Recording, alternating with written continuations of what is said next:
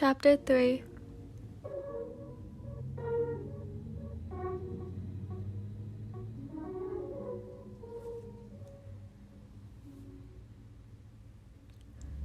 We did it! Hwaeun and Natsumi cheered happily, running to consult the score sheet. 7 sets for Kageyama to Karasuno's 3 sets.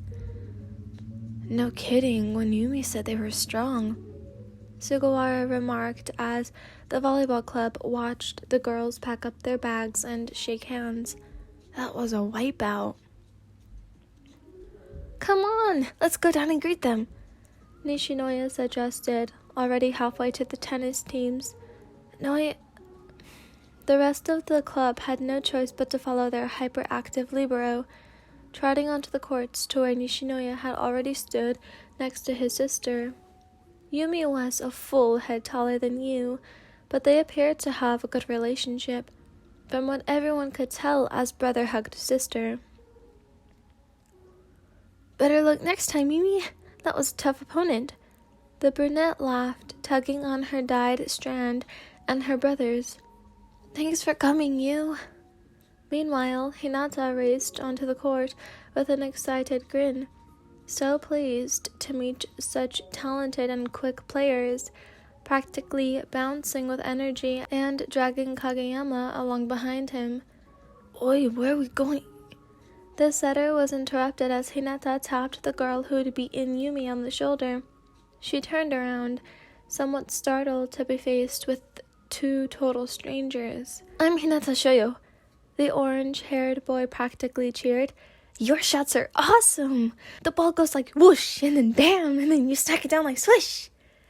Hwaeun couldn't help but laugh at this overly animated boy as she stuck her hand out to shake his. Hwaeun, your school can actually play well for one that specializes in volleyball. This is Kageyama. Hinata pointed at the boy beside him after giving Hwaeun a very enthusiastic handshake. He thinks you're a good player too. No, I do. Hinata, you dumbass. She giggled as the 2 boys began to fight, a blush reddening Kageyama's cheeks. Kageyama. So that was the name of the talented boy who'd been talking to you, Sugawara. The name slipped out from her lips unbidden as the boy in question came up to the first years. Hwaeun, you played well, but I could tell you were holding back. Her hands clenched into fists. 5 minutes back after 3 years, and the first thing you say is an insult. Sugawara-senpai, is Hwaeun your ex-girlfriend? Hwaeun choked on nothing at Hinata's words, noting a curious flash of emotion in the robotic Kageyama's eyes as he bent over and coughed. No! Suga exclaimed, but she's someone that I owe a great deal of explanation and an apology to. You need to be the best if you're just going to quit, damn it! Hey! The Nishinoya siblings jogged up just then, breaking the tension as Yumi flashed a smile to Hwaeun and Natsumi, who had joined the small group at the approach of more Karasuno players, tennis and volleyball alike. We're going to Sakanoshida Market where the volleyball coach works. You're welcome to come with us, Yumi offered the Kageyama players. Before Natsumi could call over Hayashi and Hashimoto to make a decision, Hwaeun locked eyes with Sugawara and replied, It's alright, I'd rather not. Before she could turn away, a pale hand latched onto her own, stilling her in her tracks. Please don't be mad at me, Hwaeun. Please, just let me explain. If she was honest, after 3 years of bitterly holding on, she was ready to forgive Sugawara. After all, she couldn't make a choice on where he went to high school for him. Maybe all this time, all she needed was an explanation of why, and he evidently seemed more than ready to provide one. Okay, she gave in hesitantly, shooting a sideward glance at Natsumi. Actually, Yashi, Hashi, and I were gonna go back to Kageyama. the blonde admitted, already packing her racket away. There was a lingering coldness in her gaze, as though she still wasn't forgiving Wyan for her poor performance in the doubles. As she tilted her head downwards and stared at the ground, struggling not to let the sudden tears escape, a hand landed on her shoulder, pulling her attention back upwards. "Come on, you can come with us," said Kageyama Tobio. A volleyball bouncing loudly off the ground as the black-haired setter looked behind him to find that no one was there. Not one of his teammates had been there for him, as Kageyama pivoted to stare at the entirely empty court. Like a worst nightmare come true, he found the gazes of the other members of Kirikawa Daiichi.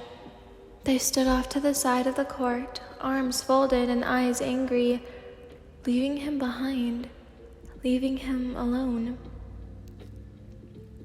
On the courts, surrounded by emptiness, as a shrill umpire's whistle filled the air, as they pulled him from the white boundaries of the only place he felt at home, with an insatiable, uncertain emotion breaking his heart in two, sadness, and the feeling that after being left behind by so many people, he would never play in a team quite the same way again. Wyan had been left behind too many times to count after the first loss of Sugawara. Partner after partner uninterested in playing with a singles champion who did so poorly in doubles.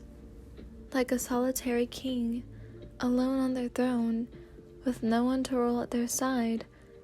She could see the very same emotion in the dark blue depths of Kageyama's eyes. The same story reflected back at her. He'd been left alone as well. Some unspoken understanding reflected between the two of them as Wyan nodded, allowing herself to be pulled away with the cross-no boys, plus Yumi, who laughed happily as a group, talking over one another and throwing a volleyball over their heads. Wyan and Kageyama walked side by side in silence, her racket bag slung over her shoulder in the distance between them. Yet the quietness of each other's company wasn't uncomfortable or unpleasant. It was surprisingly easy to just be in the presence of someone just like you. As they reached the store to be yelled at by a middle-aged blonde man for stealing my volleyballs and fucking rampaging my store, "What the fuck do you think you're doing?" Wyan and Kageyama stood facing each other outside the doors in which the chaos reigned. Forcing a lilt of smile to her lips, Wyan asked, "Can I buy you something?" "Hey," Daiichi remarked to Sugawara and Azumane, the three third-years watching the younger students romped about. "Kageyama's got a friend, finally." Sugawara turned to look at Wyan standing by the setter's side, each of them sipping cartons of milk and talking quietly. "I think he'll be good for her. They're actually very similar people in different sports and different lives." "You know, the first word she said around him was love, right?" Azumane recalled, scratching the beginnings of the beard on his chin. Just as he was looking at her. Can't be a coincidence. All three boys laughed loudly, contently observing as the two lonely champions slowly began to smile. Who knows? Maybe something good will happen this year.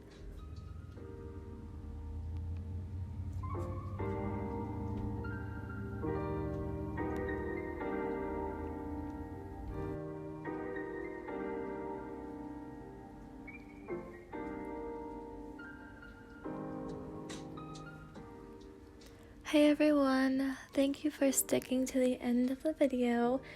Obviously, if you're here, you did, so thank you for that. Please leave a like. I don't really ask you guys to do that, but please leave a like. It helps me a lot. Helps my channel a lot, right? But yeah, that's all I really have for you today. You know, I was thinking of making another video, you know, depending on if how long it takes me to edit this one, so we'll see. I'm gonna hurry up and try to finish talking.